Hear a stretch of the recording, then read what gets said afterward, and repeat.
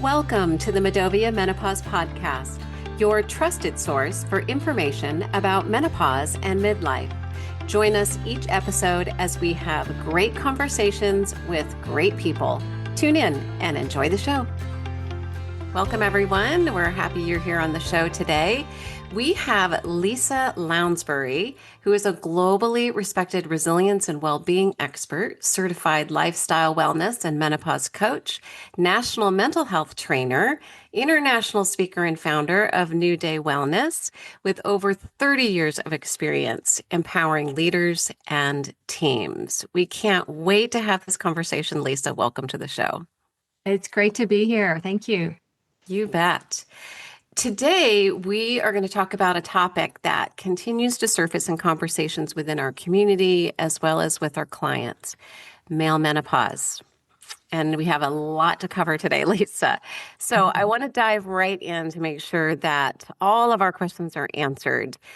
When you hear the phrase male menopause, how do you define it for clients at New Day Wellness? I want to preface and start off by saying it's not the same. Male menopause is different than female menopause in the way that it's experienced. It's similar in that it's a decline in our sex hormones. So that's how I would explain it. So we all have sex hormones. The female has the main ones, estrogen, progesterone, and testosterone, and the males have testosterone. And I'm educating men to explain to them that they do have a sex hormone that's going to decline with age. And it's not as significant as females, but it is there, and it is something for them to take a look at and to appreciate when it comes to the longevity as they age. Okay. It's a gradual decline of testosterone, right? That's what I often hear is the difference versus the female version of hormone decline. That's right. It's gradual and a little gentler on the body. So the men are going to notice a huge change in behavior, but it's also sneaky because it is gradual. And they might confuse this loss of hormone or this decline in hormone with regular aging. And it's important to understand that there is a difference. It's sometimes hard to identify the difference, but there is a difference. And we need to educate our men on both sides of the story, both the menopause and the andropause, which is menopause for men.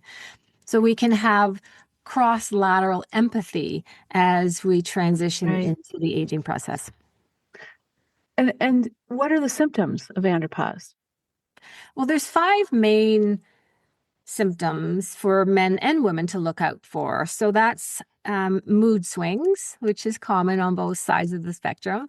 Mood swings, doesn't have to be very dramatic, but a change in behavior, change in capacity to control your behavior. There's changes in sleep patterns, and these are very similar to women as well. There's loss of muscle mass, a decline in muscle mass. There's changes in libido as well. And then there's a 5th one, and I'm drawing a blank as I say 5, but those are the 4 main ones. And the 5th one will pop into my head in a minute. But the main ones are consistent, but also similar to aging. So we have to really notice when we have all of them, when they're all compounded, that's more of a sign of andropause as opposed to 1 or perhaps 2 symptoms.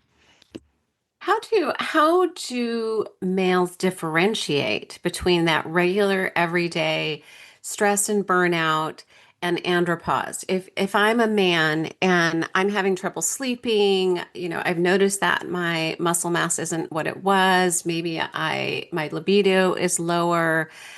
How do I know that this is andropause versus I'm just stressed because I'm in midlife?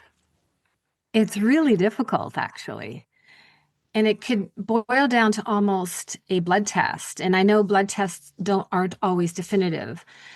So I did a little test. I did a little a test on my husband's body. I asked him, he's 62. So we had this discussion about andropause. And we talked about the symptoms. And I've noticed some of those symptoms. And he said, well, sure, test on me. So we went and got him some blood work. And it was to test the levels of testosterone and based on his age, where it should be. And it was in a declining state. So it was helpful to know that there is a clinical diagnosis, if you want to call it that. The blood test does reveal a change or a drop in the testosterone. So that just led us to investigate a little bit further, get a little more serious about the symptoms and connecting the dots for him. And he also had access to testosterone replacement therapy with the clinic that we were visiting. So the option is there as well for men. Actually, it's easier for men to get testosterone replacement than for females, and we could talk about that later. But he was fascinated with the idea that maybe it's not just aging. Maybe it is a change in his body's response to his sex hormone. And it gave him a little bit of optimism and maybe a little bit of ambition to really focus on reducing the speed of how it's reducing, like keeping the muscle mass going, making sure he's eating better, and really focusing on his sleep and checking in with his mood and his libido and those sort of things. So it became a little heightened experience for him after going through that little experiment. It's so interesting to me that even your husband and you doing the work that you do didn't think about hormone therapy, right? Didn't think that perhaps what's happening to me is hormone related, and it's very similar to women as well. We don't necessarily correlate the symptoms that we're having with hormones or perimenopause, menopause, for example, but yet here we are, right? Yeah. It's fascinating, and really just a comment here. Kim, you look like you had something you wanted to ask. Well, I was just thinking about some of the symptoms that you talk about. What's happening to the male body seems to be how men often identify themselves, right? As strong, as virile, and then all of a sudden it's going the other way around. That's just an interesting observation for me that I haven't thought about, how hard that must be when that's happening to you. If you don't know about it, a lot like menopause, a lot of women don't know about it, but all of a sudden all of those symptoms are happening and you're like, what the heck? What's going on? Yeah. And I'm sure the stigma and the shame is that weight is carried as well, right? Yeah. If I don't have a strong libido, I'm not strong, I don't feel strong, right? Kim, to your point, I would think that would carry a lot of stigma and shame as well. And perhaps that's one of the reasons why males are not having conversations with their healthcare providers either. Absolutely. And full disclosure, I wasn't really researching male menopause until a year ago. It wasn't even on my radar. I honestly didn't even consider it because I'm so focused on women's health and managing my own symptoms and women around me. So I didn't have any consideration of this is happening to women as we age. What's happening to men as they age? That wasn't even on my radar. I didn't have that consideration. I didn't have the compassion. I really didn't care, to be honest with you. Yeah. I was dealing with so much of this, But then I started to say, you know what, this is a family affair. This is a partnership if you're in a relationship with someone who's aging. So it's only fair to understand not only the aging process, but what could be contributing to these symptoms. And when they're all showing up all at once, it does affect a man's ego and who they feel they are as a provider and a man. So, I want to have compassion for them as well. So we have this, like I said, cross-lateral consideration of each other's symptoms. Yeah, no, that's great. What kind of lifestyle patterns do you see that make the symptoms better or worse? I assume it's very similar to menopause and taking care of hormones in your body, but are there some lifestyle things that men can do during this time? There's always lifestyle habits that can support anything. And this is a great reminder of the impact and the value of healthy lifestyles. So it always comes back to this. We have to continue to eat well, eat all the good things we all know we should eat, exercise well, lift heavy, focus on sleep, have healthy conversations with the people around us, be open to sharing, drink that water. I think I already said that, and get that sleep. Those things are all common. They all support everything. And it linked it back to andropause. And instead of worrying about andropause creeping in, how about we manage it or prepare for it through healthy lifestyle changes? and not just start those healthy lifestyles once we hear about andropause, but growing up knowing as I'm aging, I'm going to maintain this level of health so that when I hit my 50s and 60s, I don't have to start a whole new program, changing my life, turning my world upside down. So it's starting early. So those listeners who are maybe not in their 50s and 60s yet, male or female, both genders, the sooner we develop these healthy lifestyles, they become consistent and normal. Then we're not panicking. Oh my gosh, I got to start. If you started 20 years ago, you just continue the ride and maybe you enhance it as you go and, make it a little more of a priority. But getting those foundations early is really going to help when those symptoms do start to creep in. Yeah. Yeah. Those lifestyle changes that we often talk about, but that make a huge difference. But, right, it's often the hardest. It's hard to change lifestyle because it's not a light switch that you can turn That's on right. and off. And it requires action. It requires consistency and commitment. Absolutely. And for, like I said, for everything, any risk, health risk or emotional risk, this has to be part of your lifestyle. So the sooner you start, the better the more successful you're going to get. Absolutely.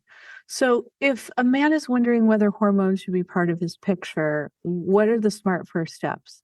How do they look into this, and what should they do?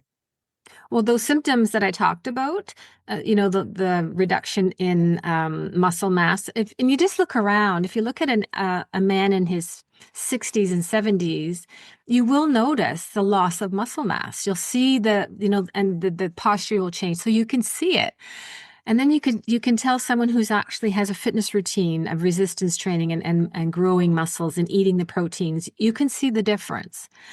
So when those things start to change, we can notice, or it's hard for someone to bring it up to someone else, like, geez, you don't look so strong like you did 10 years ago. But the individual can certainly notice, pay attention to how their body's changing and go, okay, doesn't have to be this way. This doesn't have to be the rest of my life. I don't have to continuously worry about the decline of my strength and my ability to have healthy thoughts and sleeping and all that stuff.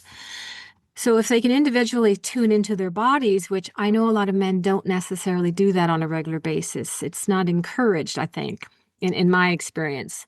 So I want the men to really pay attention to their bodies and notice when it starts to change. Because if you don't pay attention, you're not going to notice it until, 10, 20 years pass. The next thing you know, you're breaking a hip like we do, and you're not, you don't have the balance, you're not sleeping, and God forbid you lose libido. So it's up to the man, the male gender, to notice the change and to talk to someone they trust about it. And then maybe even go to a doctor and talk about it. Like, wouldn't that be something if they had the courage to go in there and say, you know what, I don't feel like I think I should feel, and have the talk about hormone replacement, or not even hormone, but just the decline. Maybe get a blood test, maybe talk about symptoms. So it's hard. I think the individual has to have a self-assessment as they age to notice and be okay with that, to be honest with themselves, saying, you know what, I'm not feeling like I want to, and do something about it. It's interesting that you talk about the blood test, because the Menopause Society for Women recommends that you diagnose based on symptoms because your hormones are all over the place. That's right. I'd imagine that the blood test for men is a little bit more stable because of their hormones declining slowly, that you'd be able to really be able to look at that blood work as a sign of what you're experiencing. And it's not something that, it's going to change over a period of time, like what's happening with women in menopause. So is the blood test the first route to take? Is that generally the recommendation? Well, it's a good marker. Like you said, it's more stable. So it does offer a true picture of the decline. And I've seen the numbers when it comes to my husband's blood work. It still starts with the symptoms, I think, because to regain the loss of the muscle mass and the sleep and the libido, it can come from healthy lifestyle. It can come from tweaking your food intake, taking a look at your sugar consumption, your carbs, your alcohol consumptions, how much water, like all of those healthy lifestyles will dramatically support that decline. So I'm not saying, and I'm not a doctor, but in my experience, I'm not saying you need testosterone replacement therapy to feel better. It's not, I think it's an individual decision like it is for women. Mm-hmm. I would obviously in my work as a wellness coach, start with the healthy lifestyle choices first and implement those. If it's super dramatic, like a men's libido dropping off the map, there's other things that can be done for that. So fortunately, men have other options when it comes to that. And it doesn't necessarily mean going on testosterone. So it's an individual journey. And I think they should take a look at their lifestyle first. Yeah. And I want to bring it back to and just make note that it's not just about libido. I mean, it's important and that is one important piece of what we're talking about here in this conversation. But yet it's energy levels. Mm-hmm. It can be fatigue. It comes back to the irritability that you talked about before and just not feeling yourself, that low mood, the low energy. Those are all real, and it can make life really difficult to even just function on a daily basis. And you mentioned earlier relationships, and I imagine that it is challenging in relationships when you have maybe even both a male and a female partnership where one's going through menopause, the other one's going through andropause at the same time. That can make it really difficult. So if that's happening, how can partners support one another through this time period? I thought of the fifth symptom. The fifth symptom is fatigue. I knew it would pop in my head. Great. So that's the fifth one is fatigue, F for 5. So that's why you are doing such a great job. That's why I'm advocating for longevity and aging and women's health, because it leaks into men's health and it leaks into relationships, healthy relationships. And knowing what I know now, my relationship with my partner, we've been together over 30 years, with my husband, we've grown into this more of an empathetic partnership, which is quite extraordinary because we're empty nesters now and it's just the two of us. So we have time to really dig deep into what's happening with our brains, with our thoughts, our emotions, and really trust each other that we can be this vulnerable.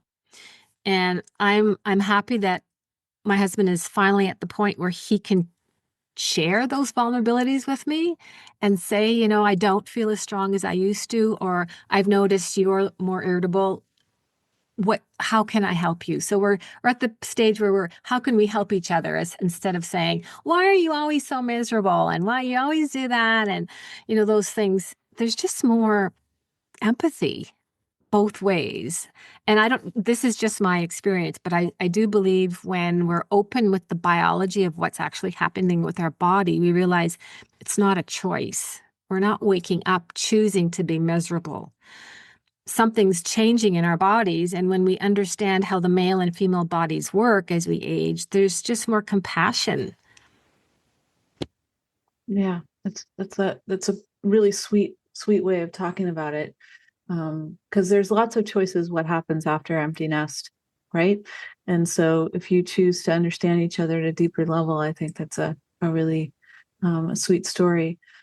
So if you were advising a man at this age in his life of, what to do, what are like 3 actionable things that a man can do to sort of understand what's going on and what they can do to feel better? Well, the first one is acknowledging that something's changing, and not accepting that this is their fate. This is, my dad, this happened to my dad, so I guess I'm just gonna start to shrivel up and lose my strength and my energy and all that. It doesn't have to be that way. So that doesn't have to be their fate. So I think men need to be empowered to notice if their bodies are changing or when their bodies are changing, because it's going to change, and really notice it and want to do something about it, not just saying, well, I'm old. That there's so much life to live in your 50s and 60s and 70s, and there's a lot of life to live.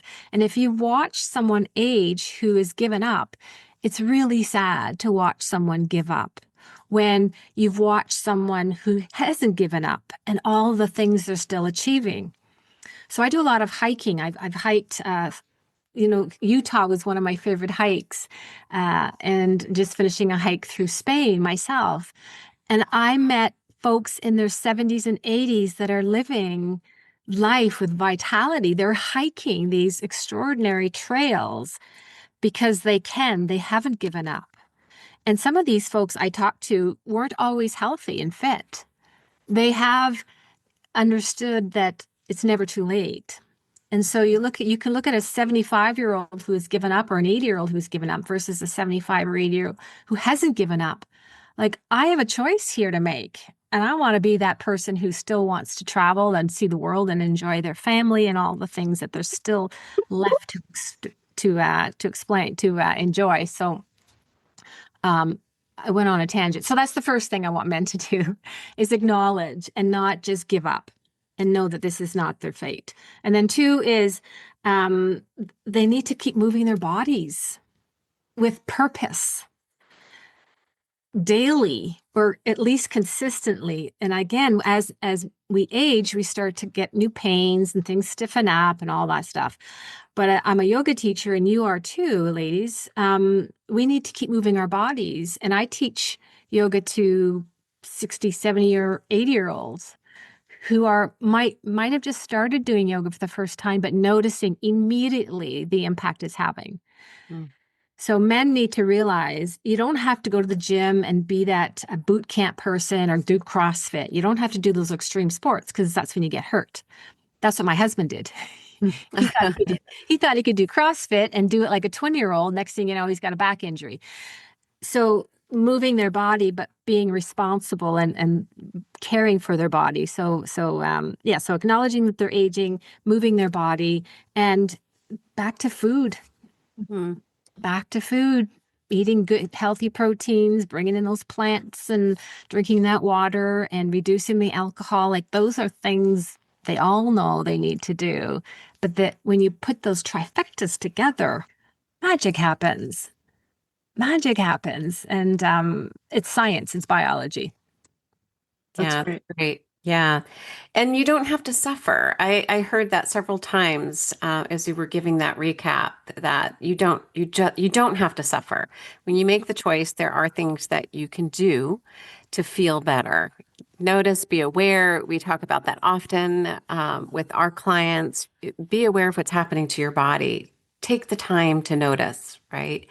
Track your symptoms, write it down, and be aware of what makes them more intense.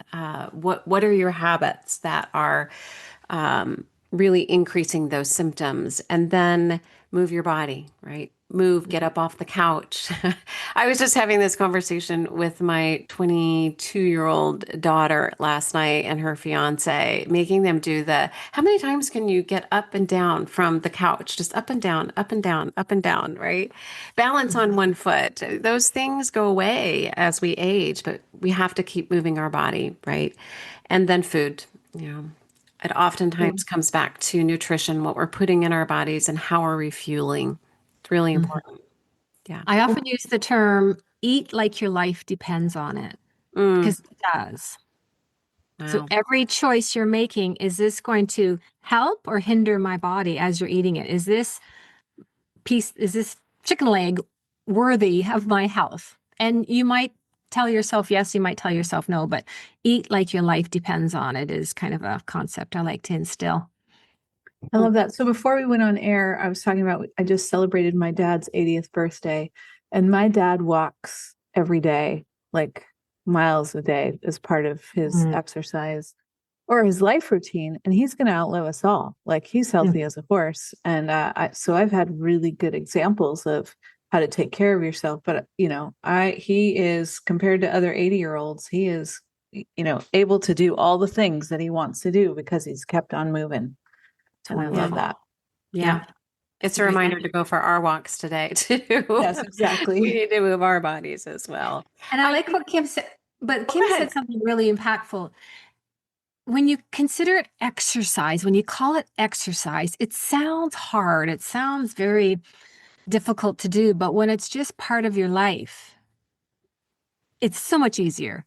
So your father's walking. He's not going out to exercise. He's just walking because that's just part of his lifestyle, and it becomes just part of his day. And I want people to figure out how to do that so it doesn't feel like you have to exercise. It's a bad word for some people. And just moving your body in a way that's just part of your day is more sustainable. Yeah, and it's a good longevity plan. And his 80th birthday was last week, and I watched him play football on the beach with my, Wow. 8-year-old nephew, and he was, on it and so great. And I'm like, that is what I want. I want to be able to do that with my grandkids. So get to the gym, go for the walks. It's just play pickleball, right? Get your Yeah. stand-up paddleboard out. Go hiking. Yeah. So many great things to do. Lisa, this is a great conversation. I'm so glad that we had you on today. Male menopause is really not recognized often. It's misunderstood. And certainly this is a motivation for all of the males in our life that we love so much and so dearly to go seek help if they need it, change those lifestyle habits. You don't have to suffer. You don't have to feel bad. There are solutions. And I really appreciate you bringing awareness to this topic. How can people find you? I'm everywhere. On Instagram, I am the Wellness Lady. You can find me on the Wellness Lady channel. I don't know if that's called a channel.